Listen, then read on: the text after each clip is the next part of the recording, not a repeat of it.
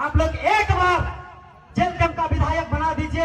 मैं चैलेंज के साथ कहता हूं, इन कंपनियों को चना चबा दूंगा, नाक दबा दूंगा। देखिए आज जो बड़कागांव विधानसभा क्षेत्र में हम लोग जो देख रहे हैं, तमाम खनन कंपनी में जो हो रहा है, सभी जगह फर्जी ग्राम सभाएं हो रही है।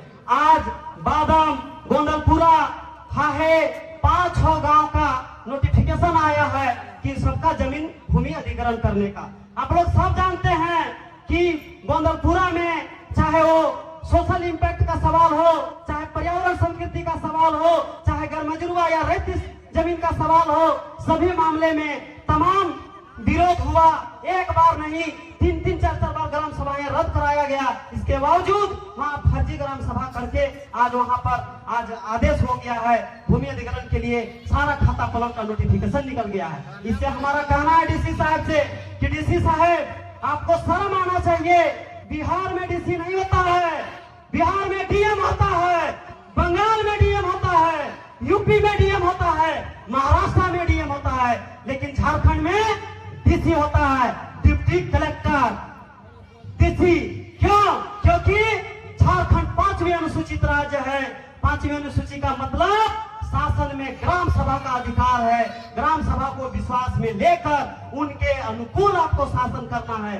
लेकिन जब आप ग्राम सभा ही फर्जी करके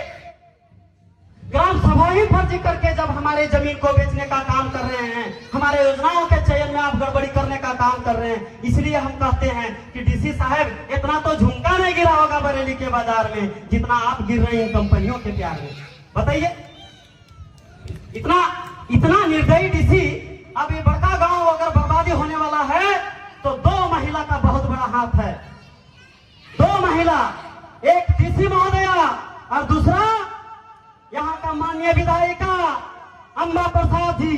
ये दोनों लोग, और जो डीसी का जो भूमि अधिग्रहण के जो कमिटी में बैठते हैं, ये दोनों लोगों के गलत हस्ताक्षर के कारण आज बड़कागांव क्षेत्र के लोगों की जमीन लूटा जा रहा है। अरे कहते हैं कि नारी माई का रूप होती है, मैया जीवा गैया तेरी होता है, लेकिन ये नारी का रूप होके इतना क्रूर, इतना निर्दयी कि आसानी से एकदम गलत तरीके से दुरुपयोग करके ये जमीन बेचे के काम करे लागल है। इसीलिए तोहनी के कहा कि ये डीसी साहब के भी हटावे की जरूरत है।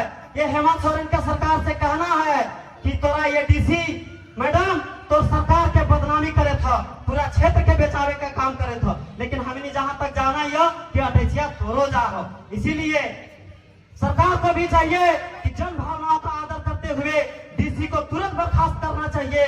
हम लोग इसके खिलाफ भी मूवमेंट करेंगे और इस संगठन के माध्यम से भी पहल करेंगे।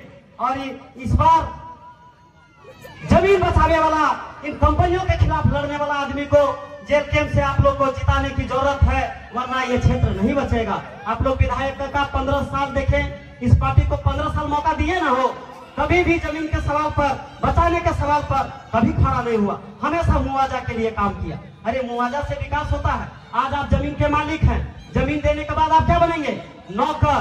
और 30 साल बाद क्या होगा? न नौकरी होगा, न जमीन रहेगा, न आपके पास पैसा बचेगा। आप थे मालिक, मालिक से बने नौकर, और क्या बन जाएंगे? क्या बन जाएंगे? भिखारी। तो अगर आपको भिखारी नहीं बनना है, आप भिखारी नहीं हैं, आप इस जमीन के भूमि पुत्र हैं, आप मालिक हैं इस माटी के, और आपको भिखारी बनाया जा रहा है विकास के नाम पर। ये विकास के नाम पर आपको विनाश किया जा रहा है। अगर आपको भिखारी नहीं बनना है तो इस बार वो 500 रुपया जो कल दिया जा रहा था, कर्मा में जो 1000 दिया जा रहा था, वो जो दारू मुर्गा जो बटता है, वो सारे चीजों से उठ के एक बार जयराम जी के हाथों को मजबूत करना पड़ेगा, वरना आप नहीं बचा पाएंगे। क्योंकि आपके बीच में कोई नहीं है जो इन कंपनियों के खिलाफ लड़ने का मादा रखता हो। इन कंपनियों के खिलाफ लड़ना मतलब कि आग में हाथ पांव डालने का समान है। और हम जेल कैंप के लोग इस कंपनियों के खिलाफ आग में हाथ डालने के लिए तैयार हैं। आप लोग एक बार जेल कैंप का विधायक बना दीजिए। मैं चैलेंज के साथ कहता हूं, इन कंपनियों को चना चबा दूंगा, नाक दबा दूंगा। इसलिए एक बार जरूर इस पर विचार करिए। हमारा बात भले आपको बड़ा बात लगेगा, लेकिन देखिए संघर्ष बहुत बड़ी चीज है।